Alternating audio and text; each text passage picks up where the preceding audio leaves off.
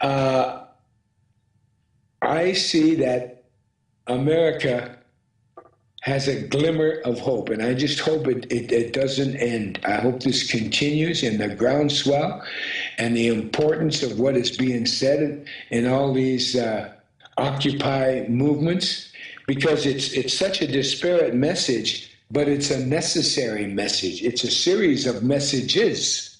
So we have to be able to articulate that into a one cohesive strategy. And I do believe it's gaining momentum, and it's gaining. I'm hoping. I've got to believe it because I've got to be optimistic. I've got to believe in the Constitution, and if that document isn't saved, then nothing will be saved, and the world will never change. Yes, sir.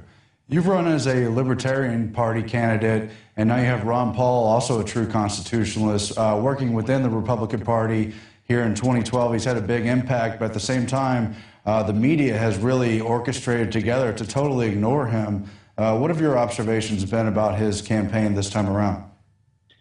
Well, this time around, I do know he has a little bit more money, and I know he's going to concentrate some of that, in the early primaries. So I'm hoping that the Occupy 99%, whatever they call themselves, recognize what Ron Paul is trying to say. I do believe, and I would encourage Ron to go to these occupied places as a presidential candidate and let them know what he's talking about. It's in this day and age, he can get on their Facebooks, use some of that money he's got to send a message out on all the Facebooks. It's not going to cost that much because the regular media has him. So I do believe Ron Paul is. If he doesn't get justice on this go-around, I don't know anyone who can take his place, because the man is experienced.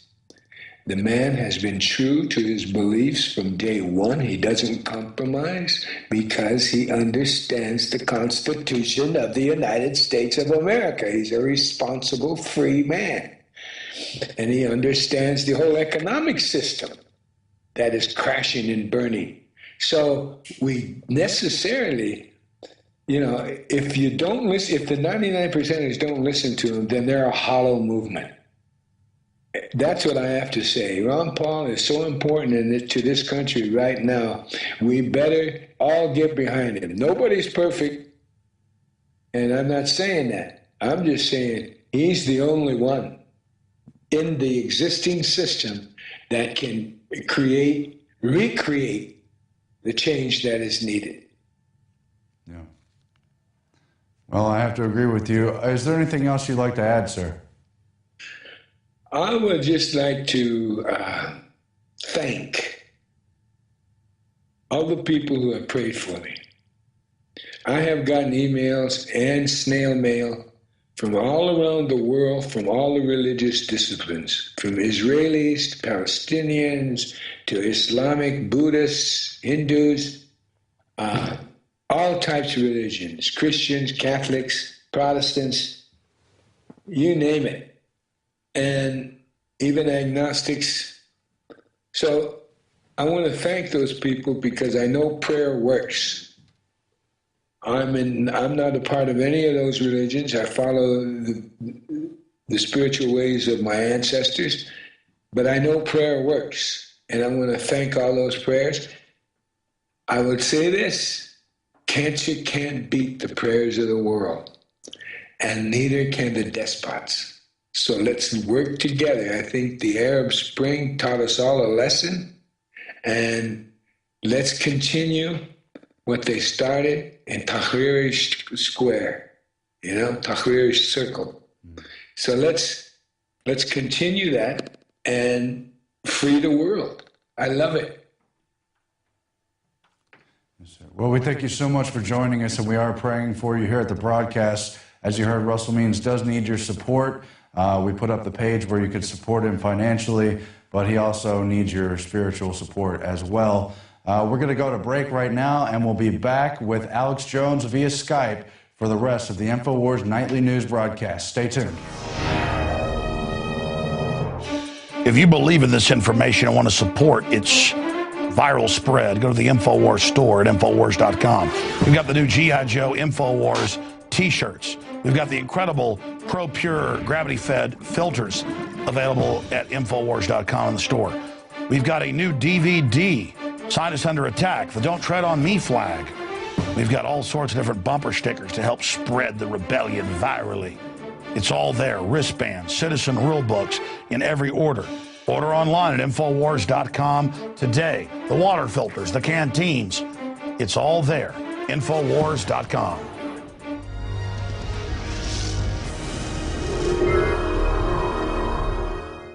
And finally tonight on the Infowars Nightly News, Alex Jones joins us again via Skype to give us an update on a host of issues, including the latest with Daryl Issa and Fast and Furious. Alex, thanks for joining us. Aaron, it's great to be here, and I watched the show last night after I was on in the retransmission. You're doing a great job, and so is the crew. They just get more and more documentation, more and more graphics, more and more power-packed info every day. It's really exciting to be part of this.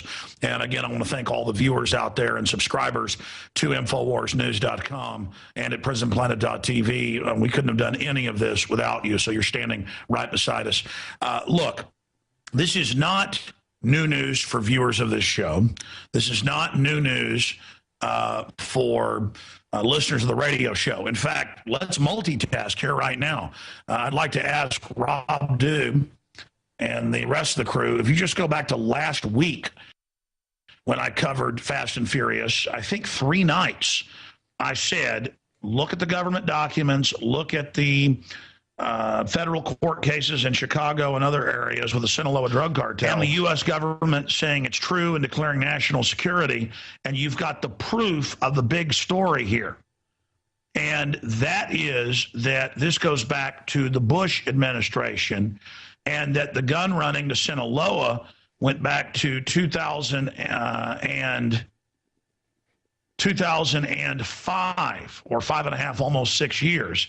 And that there was a deal where they were allowed to ship cocaine in, and then the ATF would ship them guns in as long as they laundered their money through big Federal Reserve banks. And this has come out in court case after court case. Los Zetas was trained at Fort Benning, Georgia, and Fort Bragg. That's on record. We told people 6 years ago this whole war was about to start with the Federal Reserve banking system through the CIA funding the 3 major cartels and the other sub-cartels as a destabilization tactic. The globalists fund all sides of every conflict. So they've been caught arming Los Zetas that were trained in the U.S. They've been caught arming and allowing cocaine to be shipped in by Sinaloa. And in the federal court documents that have come out, and it's now been confirmed, and this is in the El Paso Times, this is in the Chicago Tribune, and the whole mainstream media knows that Fast and Furious is only the tip of the iceberg, and that there were similar gun running programs that went back to Bush era. And so Issa came out today, and Fox News and others covered it and said, listen, there were similar gun running, gun tracking programs under Bush. And so let's just leave it at that. We're going after Holder for perjury. They want to go after him for lying, just like Ken Starr went after Clinton for petty issues, and just like Clinton got in trouble for sex with an intern, because if they went after Clinton on any of the other issues, it was connected to the Republican leadership. So you can get it as early as last week, but you can go back 6-7 months. We're PrisonPlanet.com and Infowars.com. And I'm not tooting our horn. The point is we know what we're talking about. We're not just here shooting our mouths off. Where we said this goes back to Bush or even before, this is basically Iran-Contra 2, shipping guns into Latin America, into Honduras, into Mexico, into Tampa, into Indianapolis, into Chicago to drug gangs to enforce against drug gangs that are not in bed with the globalists.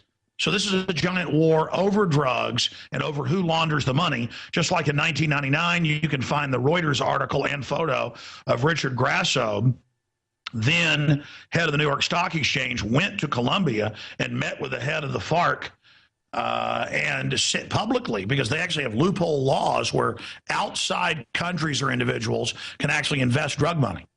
It's all written where for the Federal Reserve can do this legally. It's so incredible. And he said, invest your money with the New York Stock Exchange or you'll be invaded.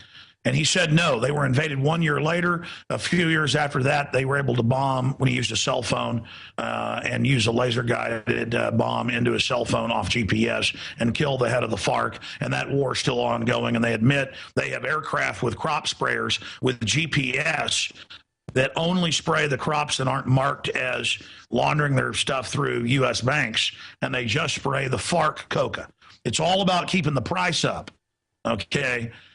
And so this is so huge. And so here's Darrell Issa. Everybody's thinking Darrell Issa is going to bring down Obama. And this should bring down Obama. But it can't, because it will bring down the entire government. It will bring down the mega banks who've been caught laundering the money.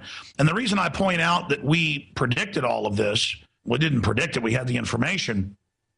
When Paul Watson wrote articles about it in February from the court documents, is that people will probably get a Pulitzer Prize who've broken this information now. They always break it after we do. And it just points out that they'll get a Pulitzer Prize for spinning it and mutating it and watering it down. That's why CBS News, through Meet the Lions, going back over 6 months ago when this stuff started coming out in federal court, they made it about one outfit in Phoenix that was only one part of the operation where they ordered gun shops. And again, the feds came to me and ordered me to do something illegal. I wouldn't do it. But this shows how this criminality operates. They came and ordered the gun shops to, quote, sell to people that were coming in. That end of it was to blame the Second Amendment. The only thing new is that Obama piggybacked that on an already running Iran-Contra Fast and Furious 2 type situation, and was going to then blame the Second Amendment as an added goodie and blame everything in Mexico for it and have Mexico call for gun control, which they did last year before all this had come out. So they ran this false flag. They used their own destabilization program in Mexico with the cartels at each other's throats, all being funded by the big banks, the aircraft run by Wells Fargo, Wachovia, the list goes on and on, $376 billion laundered just by those two banks. They wanted to then use that quagmire and have Mexico go, restrict your Second Amendment. We're suing you. You owe us for what happened. And Mexico did that. So this was all an elaborate scam. And now this has come out. And Issa's up there, remember 2 weeks ago, wrote the letter to the Attorney General, Eric Holder, and said, look, I'm sure it was a mistake. Just admit you knew about the operation. You just didn't know the details because you've been caught lying. We're going to have to really go after you if you don't admit this. Come in and admit it. And I pointed out that Holder's like, go to hell. I can do whatever I want. This goes all the way back to Clinton and before. Bush is caught red-handed in this. You want to score political points with me, buddy boy? You're involved in this up to your eyeballs as well. Bush, Obama, puppets come and go. This is an organized global crime syndicate worldwide controlling narcotics. And all the war on drugs worldwide is a war on anybody trying to cultivate any naturally occurring plant that produces narcotics or other mood-altering systems in it. That's all this is, cut and dry, simple. And you can go back 8 months ago, 6 months ago. You can go back last week to Infowars Nightly News, where I explained over and over and over and over and over again that Holder is sophisticated enough as a criminal to say, listen, you guys are involved in this. Don't try to get me to apologize or admit anything. We'll bring down the whole system. And so that's what's happening here. And this is the news item that has to get out to everybody because Republicans took the bait of obsessing over this Fast and Furious and admitting the government tried to blame it on the Second Amendment and, oh my God, it's a false flag. Now they've got to be forced to realize Bush, Clinton, it goes all the way back, just like Iran-Contra, just like Vietnam and the heroin inside the coffins that was confirmed.